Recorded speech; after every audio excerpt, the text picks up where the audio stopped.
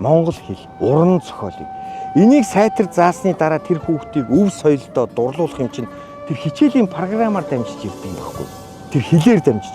Тэгээ тэр өв соёл түүхтэй дурлах, түүхээрээ бахархах, монгол хэлний язгуур шинжинд шимтэх, тэр язгуур хэлгээр бичсэн уран зохиол дурших, тэр уран зохиол дуршингуудаа оюуны сав шимээ дүүргэх, тэр дүүргэх явцдаа Монголын өв соёлыг илүү их хайрлах, хүндэтгэх гэд бүх утгуунууд тэнд гарч ирдэг.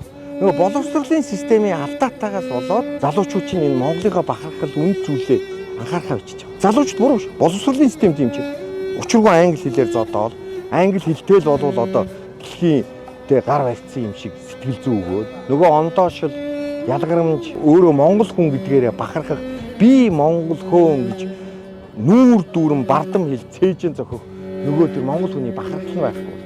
Тэгээ монгол хүний үнэт зүйлс байна. Эрхэмлэх зүйл байна, нандин зүйл байна, шүтэн гэдэг. Энэ бүгдийг чинь нийцлүүлээд ирэхээр юу гарч ирэх вэ? Үндэсний үзэл гарч ирдэг. Ингээд тий чи ингээд тангад ном шиг ингээд цээжлэх тагстай шүү дээ. Бидний үнэт зүйл нь энэ.